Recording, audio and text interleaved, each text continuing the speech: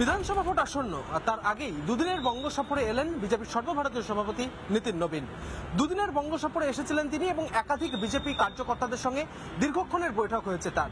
আজকে নবদ্বীপ জোনে যারা নেতৃত্ব রয়েছে বিজেপি তাদের সঙ্গে বৈঠকের পাশাপাশি ছিলেন শ্রমিক ভট্টাচার্য, তার সঙ্গেও দীর্ঘক্ষণ কথা হয় এবং বিজেপি সূত্রে যেটা জানা যাচ্ছে যে সামনের বিধানসভা ভোটে কিভাবে তারা তাদের রণকৌশলটাকে স্থির করবে সেই বিষয় নিয়েই রুদ্ধদ্বার বৈঠক হয়েছে।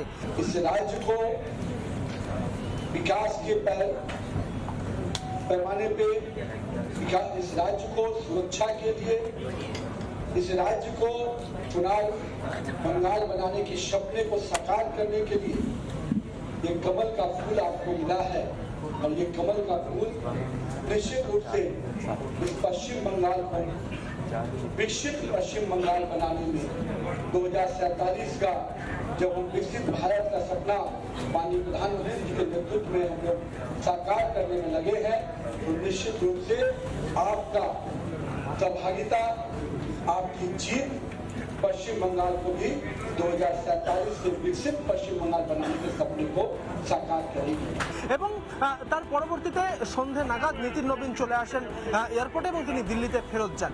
দুদিনের এই বঙ্গ সফর, এই আসন্ন বিধানসভা ভোটের আগে নীতিন নবীনের এই দুদিনের বঙ্গ সফর অত্যন্ত তাৎপর্যপূর্ণ বলে মনে করছে বিজেপি নেতৃত্ব এবং সেখান থেকে দাঁড়িয়ে কিভাবে বিজেপি তাদের রণকৌশলটাকে স্থির করবে, কোথায় কোথায় যে প্রার্থী তালিকা দেওয়া হয়েছে সেই প্রার্থী তালিকা নিয়েও কিন্তু আলোচনা হয়েছে এদিনের বৈঠকে বলে এখনো পর্যন্ত বিজেপি সূত্রে জানা যাচ্ছে।